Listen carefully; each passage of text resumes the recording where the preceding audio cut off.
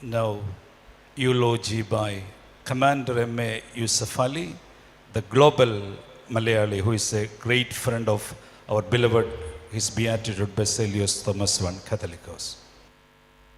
Bismillahir Rahmanir Rahim. In the name of God, the most merciful, the most beneficent. His Holiness Ignatius, Supreme Patriarch and the Universal Supreme Head of the Syrian Orthodox Church, thank you very much meeting me here. And also we know the unfortunate situation of Syria. We pray for a diplomatic and political solution as early as possible, and Allah, then God will bless all of us and the country of Syria. His Eminence More Gregorius Joseph Malangara, Metropolitan of the Syrian Orthodox Church, thank you very much for declaring our Joseph Gregorius Joseph as the Supreme Head. And Your Holiness, I will attend wherever in the world the swearing ceremony, oath ceremony, and please include me. I will come, inshallah. Bishops, vicars, members of Syrian Orthodox Church, and all other guests attending this function, including my friend Member of Parliament and also Member of Legislative Assembly and my friends from all over the world. It is with very heavy heart that I am attending this 40th Remembrance Day function that we are conducting in memory of Shrestha Katholika Baba. On this occasion, I extend my heartfelt condolence to His Holiness Patriarch, His Eminence More Gregorius, and the Church. This is indeed a great loss to all humanity. I am here to personally show my respect to the departed spiritual leader whose life was a blessing to millions of people in India and around the world. For the past several years, I was greatly blessed to maintain a brotherly relationship with Baba Tirumeni based on love and affection. Personally, this is also a great loss to me. On this occasion, I sincerely pray Almighty Allah grant peace to the noble departed soul, provide strength to all the church members to overcome this great loss. I also pray Almighty provide wisdom to the new leader to take the church to greater heights and prosperity. With the permission of His Holiness Patriarch and all the guests, let me speak a few words in my mother tongue, Malayalam. Shrestha Baba Tirumeniയുടെ 40ാം ഓർമ്മ ദിവസത്തിൽ തിരുമേനി അന്ത്യവിശ്രമം കൊള്ളുന്ന പുത്തൻകുരിശ് ദേവാലയത്തിൻ്റെ പരിശുദ്ധ പാത്രിയാർക്കീസ് ബാബ തിരുമേനിയുടെ സാന്നിധ്യത്തിലുള്ള ഈ അനുസ്മരണ യോഗത്തിലേക്ക് വരാൻ സാധിച്ചതിൽ സർവശക്തനായ ദൈവത്തോട് ഞാൻ നന്ദി പറയുകയാണ്. ഏറെ വേദനയോടും വിഷമത്തോടും കൂടിയാണ് ബാബ തിരുമേനിയുടെ വിയോഗം ഞാൻ അറിയുന്നത്. തിരുമേനിയുടെ ഭൗതികദേഹം കാണാൻ എനിക്ക് ആ സന്ദർഭത്തിൽ ഞങ്ങളുടെ കമ്പനിയുടെ IPO സംബന്ധിച്ച് കാര്യമായ ഡിസ്കഷൻ ലോകത്തിൻ്റെ പല രാജ്യങ്ങളിലും നടക്കുന്നതുകൊണ്ട് എനിക്കതിൽ നിന്ന് തീരെ വരാൻ സാധിക്കാത്തൊരവസരത്തിൽ ഞാൻ ബഹുമാനപ്പെട്ട തിരുമേനിയെ വിളിച്ചു പറയുകയും ഞാൻ ഒരു 4-5 ദിവസത്തിന് ശേഷം ഞാൻ തീർച്ചയായിട്ടും വരാമെന്ന് പറയുകയും ചെയ്ത്, പക്ഷേ ഈ അനുസ്മരണ ദിനത്തിൽ എന്തായാലും വരണമെന്ന് പറയുകയും ഇതിന് ശേഷം ഞാൻ പോയി ഞങ്ങൾ പറയുക ഖബർ സിയാറത്ത് ചെയ്യുക എന്നാണ്. ഖബർ സന്ദർശിക്കുകയും പ്രാർത്ഥിക്കുകയും ചെയ്യുന്നതാണ്. എളിമയും സ്നേഹവും കാര്യങ്ങൾ നടപ്പിലാക്കാനുള്ള ദീർഘദൃഷ്ടിയും കൈമുതലായുള്ള ബാവാ തിരുമേനിയുടെ വിയോഗം യാക്കോബ സഭയ്ക്ക് മാത്രമല്ല പൊതുസമൂഹത്തിനും ഒരു തീരാ നഷ്ടമാണ്. അദ്ദേഹം പ്രസംഗിക്കുമ്പോഴൊക്കെ പറയാറുള്ളത് ബലഹീനനായ ഞാൻ എന്നാണ്.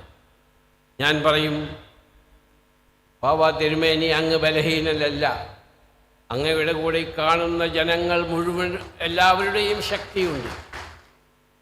അതുകൂടാതെ എന്നെപ്പോലെ അങ്ങയെ സ്നേഹിക്കുന്ന ഒരുപാട് ആളുകളുടെ ശക്തിയുണ്ട്.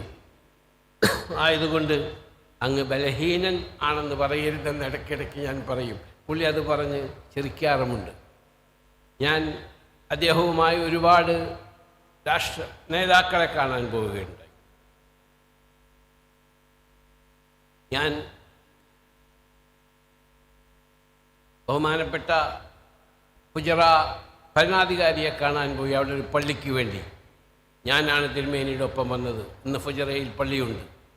ഞങ്ങൾ ആ ലൈനിൽ പള്ളി വയ്ക്കാൻ വേണ്ടി പോയി. അവിടെ ഇപ്പോൾ ഒരു പള്ളിയുണ്ട്. ഇനി അടുത്ത ദിവസം തന്നെ വീണ്ടും 1-2 സ്ഥലങ്ങളിൽ പള്ളിക്കുള്ള കാര്യങ്ങൾ ഞങ്ങൾ മുന്നോട്ട് നീക്കിക്കൊണ്ടിരിക്കുകയാണ്. ബഹുമാനപ്പെട്ട ഗ്രിഗോറിയസ് തിരുമേനിയുടെ നേതൃത്വത്തിൽ അതും ഉടനെ സംഭവിക്കുകയാണ്. ഞാനും അദ്ദേഹവുമായി വളരെ ആത്മബന്ധമാണ്. അദ്ദേഹത്തിൻ്റെ റെക്കമെൻഡേഷൻ്റെ അടിസ്ഥാനത്തിലാണ് കാലം ചെയ്ത സക്കായി വാസ് പത്രിയാർക്കീസ് എനിക്ക് കമാൻഡർ തന്നത്. അദ്ദേഹത്തിൻ്റെ എളിമയാർന്ന ജീവിതവും ആതിഥ്യ മര്യാദയും സ്നേഹവും ഹൃദയസ്പർശിയായി പല അവസരങ്ങളിലും ഞാൻ അനുഭവിച്ചറിഞ്ഞിട്ടുണ്ട്. വിവിധ വിഷയങ്ങളിലുള്ള അഗാധമായ പാണ്ഡിത്യം, അദ്ദേഹവുമായി ചിലവഴിക്കുന്ന ഓരോ നിമിഷവും അറിവിൻ്റെ പുതിയ പുതിയ തലങ്ങളിലേക്കാണ് നമ്മെ കൊണ്ടെത്തിക്കുന്നത്. അദ്ദേഹത്തിൻ്റെ പ്രാക്ടിക്കൽ എക്സ്പീരിയൻസ്, അതാണ് അദ്ദേഹത്തിൻ്റെ ഏറ്റവും വലിയ ഗുണം.